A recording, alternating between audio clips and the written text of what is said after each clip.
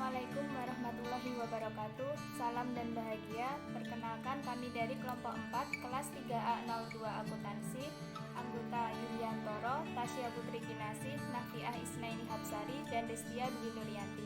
Di sini kami akan mempresentasikan hasil diskusi kami mengenai PPh WP pribadi dan badan. Topik kelima yaitu nilai perolehan, persediaan, dan harga perolehan pokok. Yang pertama, mengenai penentuan nilai perolehan. Perhitungan penyusutan atau amortisasi yang dipengaruhi oleh metode, masa manfaat, dan jumlah yang disusutkan. Dalam perolehan secara umum, harga perolehan dihitung dari harga beli ditambah dengan biaya-biaya yang dikeluarkan sampai aset tersebut siap untuk digunakan. Jika aset wujud dibuat sendiri, maka harga perolehan merupakan akumulasi pembelian material, harga tenaga kerja, dan overhead pabrik.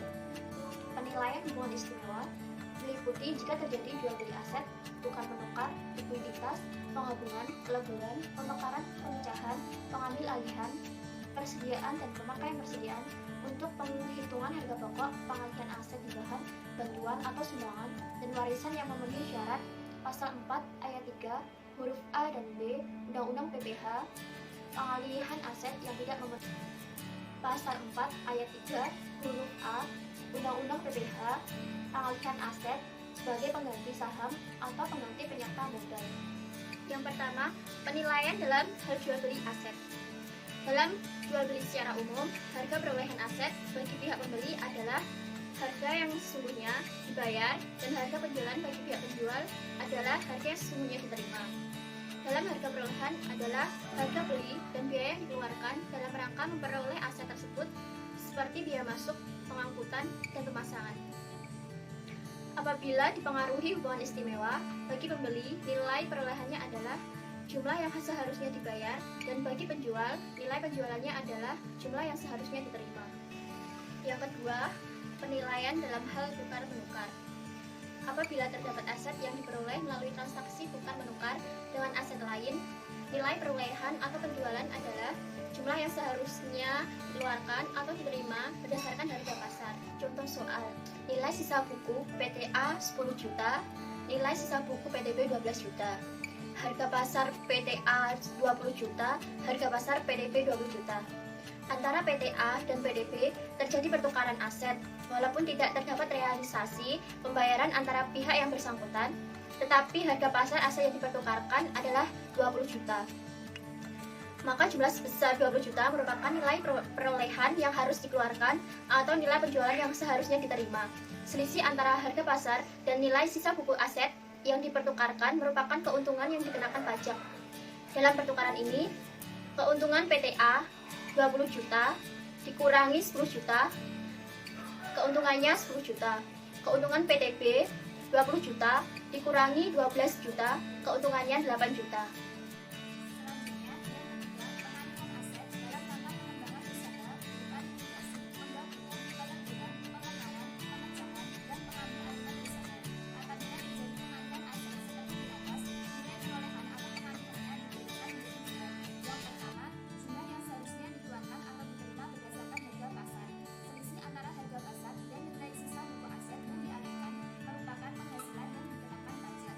Contoh, PT Akbar dan PT Hakim melakukan peleburan usaha dan membentuk badan baru, yaitu PT Perdana Ananda. Nilai sisa buku dan harga pasar aset dari kedua badan tersebut adalah sebagai berikut. Nilai sisa buku dari PT Akbar sebesar 200 juta, nilai sisa buku dari PT Hakim sebesar 300 juta, harga pasar dari PT Akbar sebesar 300 juta, dan harga pasar dari PT Hakim sebesar 450 juta. Pada dasarnya, penilaian aset yang diserahkan oleh PT Akbar dan PT Hakim dalam rangka peleburan menjadi PT Perdana Andana adalah harga pasar aset yang diserahkan. Jadi, keuntungan PT Akbar sebesar 300 juta dikurangi 200 juta sama dengan 100 juta. Keuntungan PT Hakim sebesar 450 juta dikurangi 300 juta sama dengan 150 juta. Sedangkan PT Perdana Andana membukukan semua aset tersebut sebesar 300 juta ditambah 450 juta sama dengan 750 juta. Namun, dalam rangka menyelaraskan dengan kebijakan di bidang sosial, ekonomi, investasi, moneter, dan kebijakan lainnya, Menteri Keuangan diberi wewenang untuk menetapkan nilai lain selain harga pasar, misalnya atas dasar nilai sisa buku atau polling of interest, sehingga PT Perdana Andana membukukan penerimaan aset dari PT Akbar dan PT Hakim sebesar 200 juta ditambah 300 juta sama dengan 500 juta rupiah. Selanjutnya yang kedua, penggunaan nilai buku. Menurut akuntansi komersial, penggabungan, peleburan, pemekaran usaha akan melibatkan pihak yang mengalihkan aset dan pihak yang memperoleh aset sesuai metode yang digunakan dalam konsolidasi, yaitu penyatuan kepentingan atau polling of interest dan pembelian atau purchase. Dalam perpajakan, metode pembelian berdasarkan harga pasar, sedangkan metode penyatuan kepentingan berdasarkan PMK nomor 43/PMK 03/2008 tentang penggunaan nilai buku atas pengalihan aset dalam rangka penggabungan, peleburan, atau pemekaran usaha. Wajib pajak dapat menggunakan nilai buku pada saat melakukan merger. Batasan merger tersebut meliputi penggabungan usaha atau peleburan usaha. Hal yang perlu dipahami terhadap wajib pajak yang melakukan merger atau pemekaran usaha dalam hal menggunakan nilai buku sebagai dasar pengalihan aset adalah sebagai berikut. Yang pertama, wajib pajak yang melakukan pemekaran usaha yang dapat menggunakan nilai buku yaitu wajib pajak yang belum go public yang akan melakukan penawaran umum perdana. Wajib pajak yang telah go public sepanjang seluruh badan usaha hasil pemekaran melakukan penawaran umum perdana. Yang kedua, bagi wajib pajak yang melakukan merger dalam menggunakan nilai buku wajib memenuhi syarat. Yang ketiga, wajib pajak yang melakukan merger dengan menggunakan nilai buku tidak boleh mengkompensasikan kerugian atau sisa kerugian dari wajib pajak yang menggabungkan diri atau wajib pajak yang dilebur.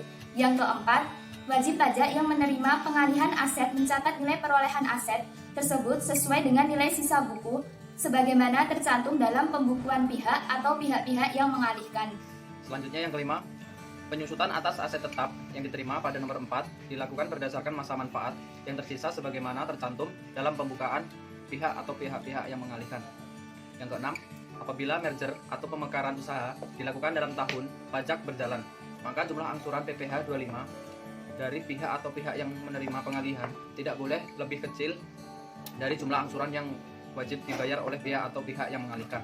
Yang ketujuh, pembayaran, pemungutan, dan pemotongan PPh yang telah dilakukan oleh pihak atau pihak yang mengalihkan sebelum dilakukannya merger atau pemekaran usaha dapat dipindah bukukan menjadi pembayaran, pemungutan, atau pemotongan PPh dari WP yang menerima pengalihan. Yang kedelapan, WP yang melakukan pemekaran usaha yang menjual sahamnya di Bursa Efek selambat-lambatnya dalam jangka waktu 1 tahun setelah memperoleh persetujuan dari Direktur Jenderal Pajak untuk melakukan pemekaran usaha dengan menggunakan nilai buku harus telah mengajukan pernyataan pendaftaran ke Badan Pengawas Pasar Modal atau BPPM Lembaga Keuangan dalam kerangka penawaran perdana dan pernyataan pendaftaran tersebut telah menjadi efektif. Yang keempat, penilaian karena hibah, bantuan, dan sumbangan.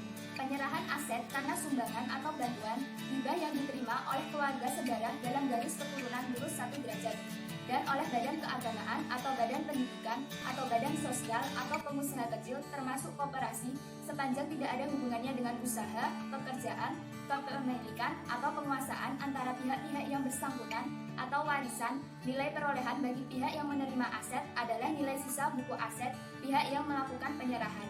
Apabila wajib pajak tidak menyelenggarakan pembukuan sehingga nilai sisa buku tidak diketahui, nilai perolehan atas aset ditetapkan oleh Menteri Keuangan. Jika penyerahan aset tersebut tidak sesuai dengan syarat yang ada, maka nilai perolehan bagi pihak yang menerima aset adalah harga pasar. Selanjutnya yang kelima, yaitu pengalihan aset sebagai pengganti saham. Permodalan suatu badan dapat dipenuhi dengan setoran tunai atau pengalihan aset. Jika dipenuhi dengan pengalihan aset, nilai aset yang diserahkan sebagai pengganti saham atau penyertaan modal dinilai berdasarkan nilai pasar aset yang dialihkan tersebut. Contoh, wajib pajak X menyerahkan 20 unit mesin bubur yang nilai bukunya sebesar 25 juta kepada PT Y sebagai pengganti penyertaan sahamnya dengan nilai nominal sebesar 20 juta. Harga pasar mesin-mesin bubut tersebut sebagai aset adalah sebesar 40 juta. Dalam hal ini, PT Y akan mencatat mesin bubut tersebut sebagai aset dengan nilai sebesar 40 juta dan sebesar nilai tersebut bukan merupakan penghasilan bagi PT Y. Selisih antara nilai nominal saham dan nilai pasar aset sebesar 40 juta dikurangi 20 juta. Selisihnya 20 juta dibukukan sebagai agio. Bagi wajib pajak PT X, selisih sebesar 40 juta dikurangi 25 juta sama dengan 15 juta merupakan objek pajak. Selanjutnya Selanjutnya, penilaian persediaan dan harga pokok penjualan. Harga pokok penjualan merupakan salah satu biaya langsung yang berkaitan dengan usaha, terutama usaha dagang dan manufaktur. Pada usaha dagang terdapat persediaan barang dagang, sedangkan pada usaha manufaktur terdapat 3 jenis persediaan, yaitu persediaan bahan baku dan bahan penolong, persediaan barang jadi, dan persediaan barang dalam proses produksi. Persediaan perlengkapan atau bahan habis pakai tidak termasuk dalam pembahasan ini. Penilaian persediaan barang didasarkan pada harga perolehan. Selanjutnya, penilaian pemakaian persediaan untuk penghitungan harga pokok penjualan hanya boleh dilakukan dengan 2 cara, yaitu yang pertama metode rata-rata, yang kedua metode masuk pertama keluar pertama atau FIFO. Contohnya, pertama persediaan awal sebanyak 100 unit dengan harga per unitnya Rp9, yang kedua pembelian sebanyak 100 unit dengan harga per unitnya Rp12, yang ketiga pembelian sebanyak 100 unit dengan harga per unit Rp11,25, yang keempat penjualan atau dipakai sebanyak 100 unit, yang kelima penjualan atau dipakai sebanyak 100 unit. Penghitungan harga pokok penjualan dengan nilai persediaan menggunakan metode rata-rata.